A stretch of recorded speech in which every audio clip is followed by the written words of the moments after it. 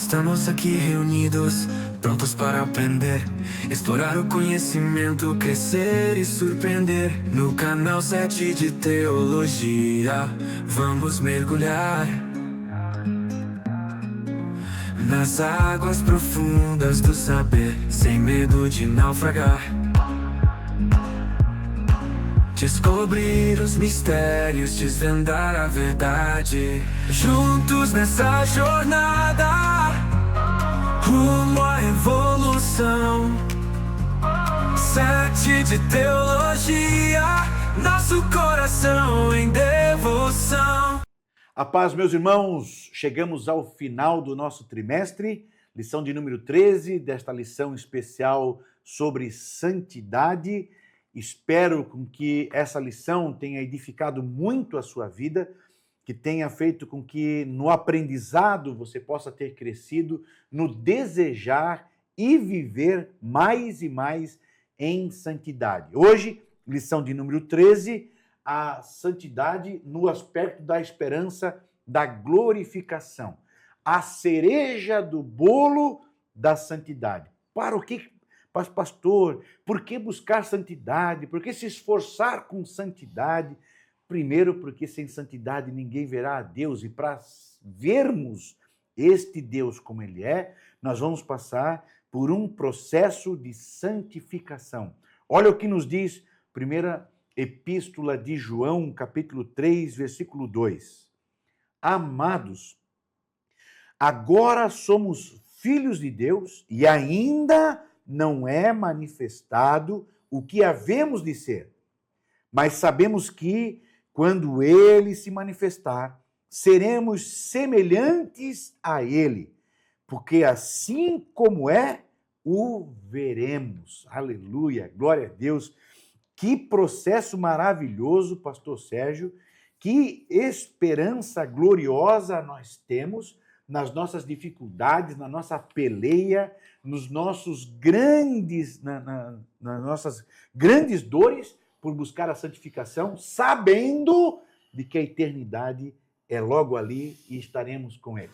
Pois é, meu amigo, motivando os crentes a perseverar em sua jornada cristã. Se precisa motivar, é porque tem confusão e decepção no meio do caminho. E confusão, como eu sempre digo, não é ruim, porque se nada nos confunde, significa que nós estamos apegados a uma verdade insignificante. E essa insignificância vai trazer a decepção que vai nos derrubar. Então, decepção é inevitável, porque o verdadeiro cristianismo refaz os nossos sonhos. Você veio para Cristo, você está vindo para Cristo, você virá para Cristo dizendo, eu quero buscar uma solução para os meus problemas. Aí você chega dentro do altar e Jesus diz assim, não, tu quer a solução para os problemas, eu vou te dar um problema para a tua solução. Boa. Porque nós chegamos dentro do altar já com o script pronto, Deus, quero que tu faça isso. E aí ele olha assim, bacana, beleza, vamos jogar no fogo sem negócio para ver queimar. Aí queima e você diz, e agora? O meu script foi embora. Lá foi a minha palha. Deixa eu escrever a tua história, meu amigo.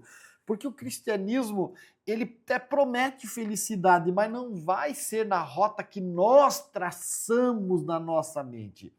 Então a decepção ela vai servir para isso, para nos acordar que há uma esperança lá na eternidade, há algo bom esperando por nós. Então, e o que é esse lado bom?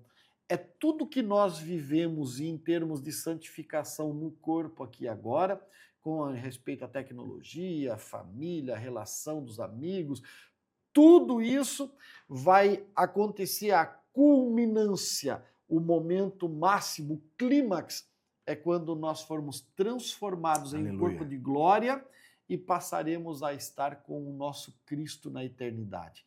Ali, meu irmão, ali a coisa vai ser diferente, porque a luta da alma que nós tivemos aqui foi só para que nós trocássemos a esperança nominal por uma esperança verdadeira. Aquela que o autor aos Hebreus escreve que é a âncora que nos sustenta nas tempestades.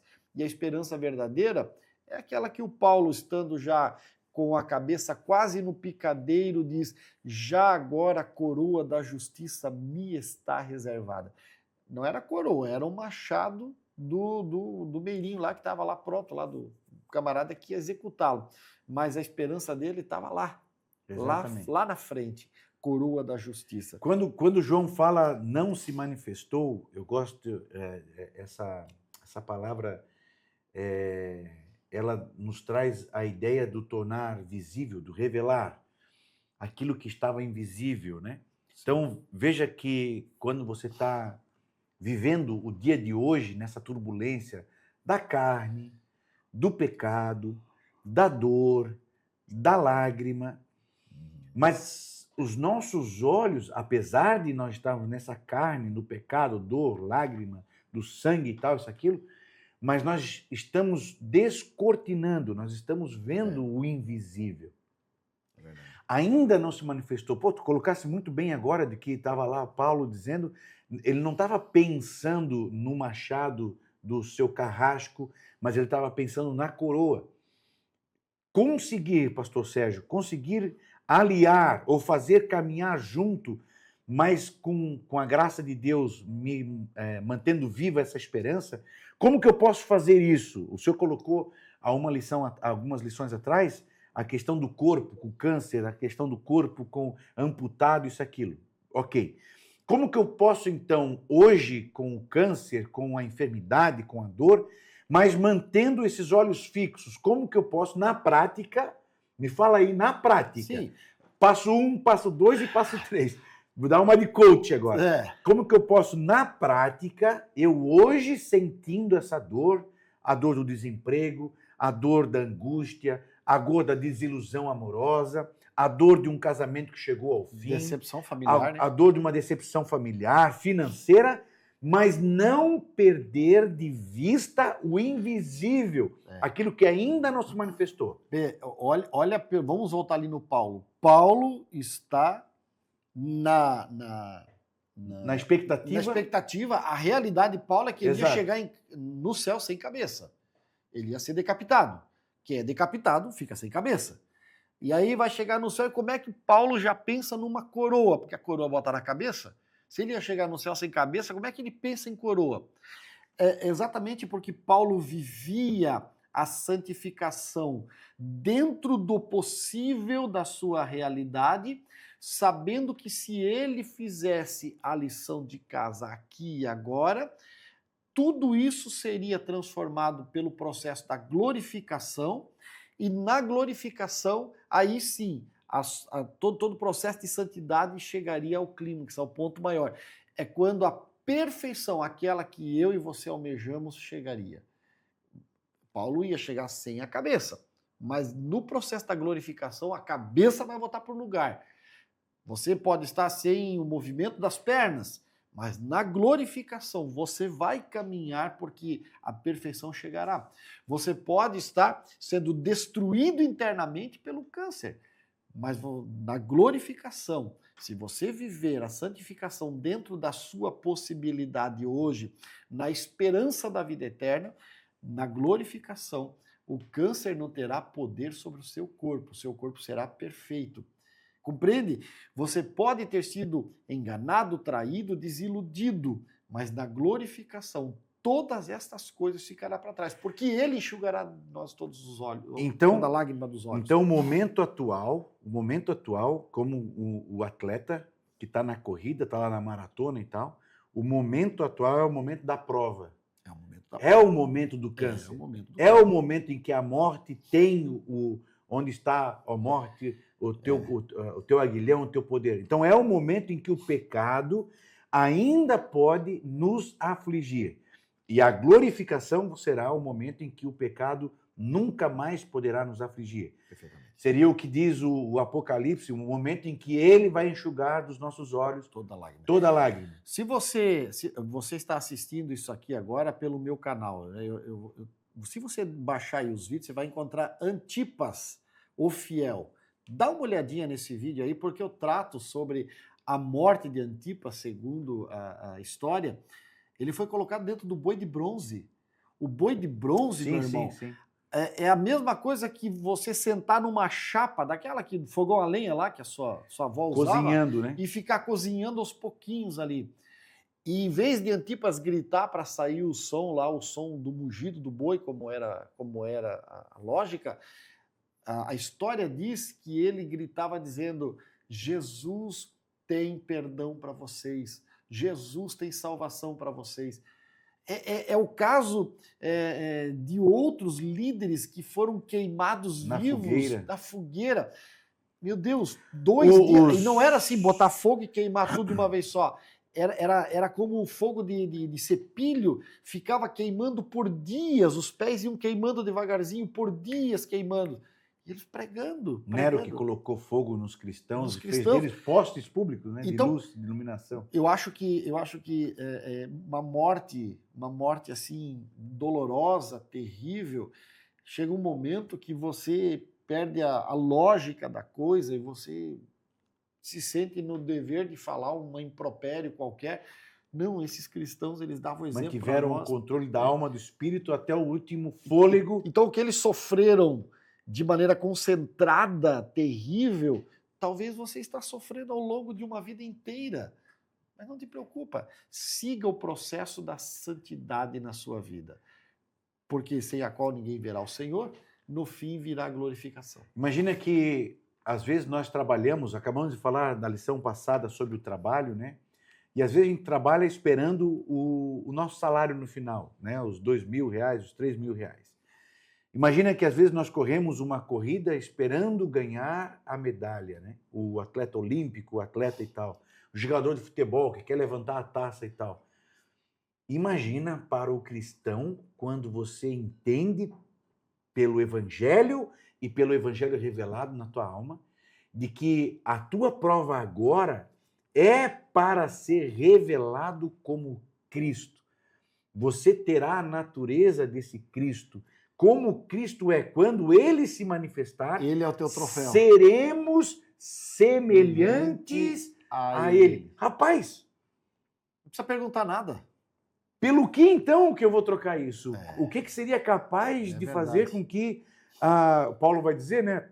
A altura, o abismo, a dor, o que poderá nos afastar desse amor de Cristo que nos faz ter esse prêmio?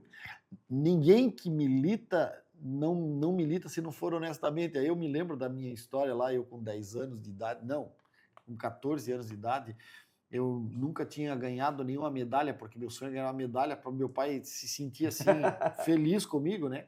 Porque eu era bom em alguma coisa, afinal de contas eu não era bom em nada.